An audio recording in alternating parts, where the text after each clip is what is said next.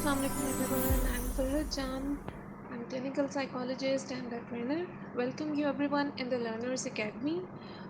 We are doing the course of psychological testing and the measurement. In the previous lectures, we have discussed about introduction of the testing procedures, testing administration, difference between the test and the assessment. We also discussed something about norms, what are norms, why the norms are necessary.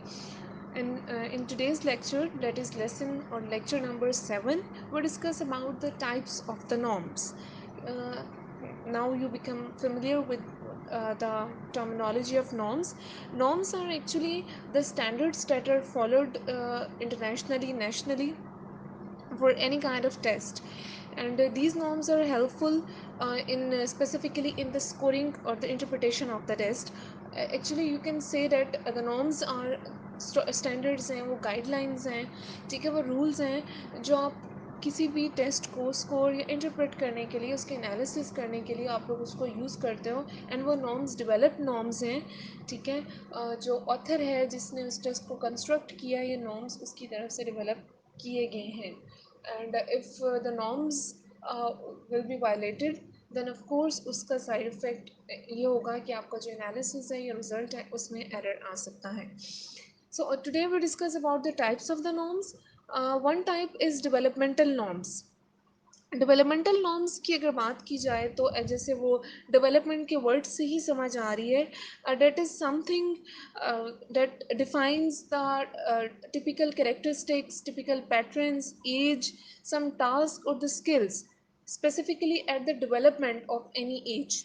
ठीक है, so वो developmental norms होंगे. There are some test scores जो express किए जाते हैं on the basis of the development of any age. ठीक है, as we know that people develop, people mature, people grow.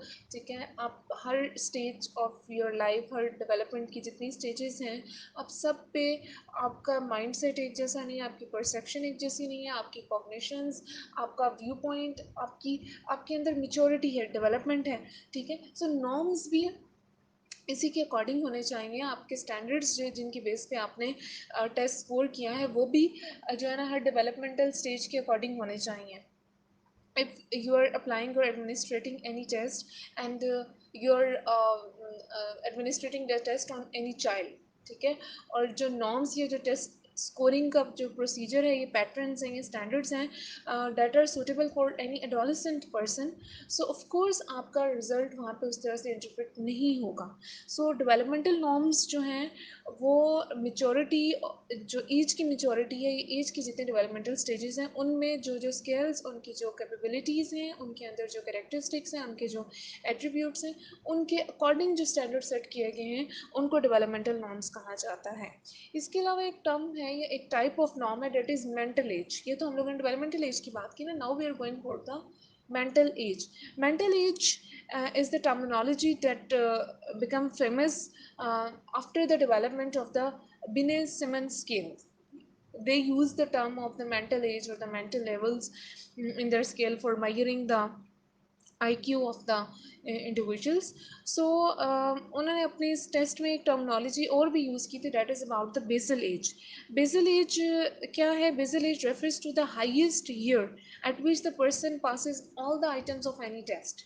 ठीक है, बेसल एज वो एज है, that is the highest year of any age, जहाँ पे कोई भी इंडिविजुअल सब आइटम्स को, किसी भी टेस्ट के वो सब आइटम्स को करेक्टली जो है वो पास कर रहा है, तो उसको बेसल एज कहा जाएगा.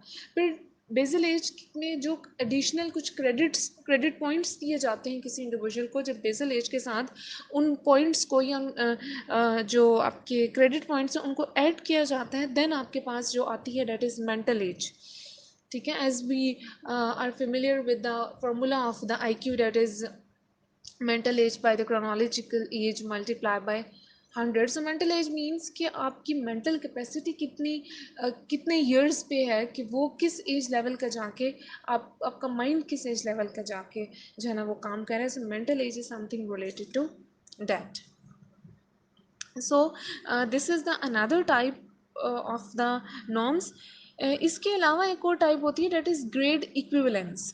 grade equivalence is something related to the scores or educational achievement. ठीक है, लाइक ग्रेड 6 का आपके पास आपका कोई भी स्टूडेंट है, ठीक है, और वो अपने एकेडमिक्स में जो स्कोर लेगा, सपोज कि उसका जो मीन स्कोर है वो 35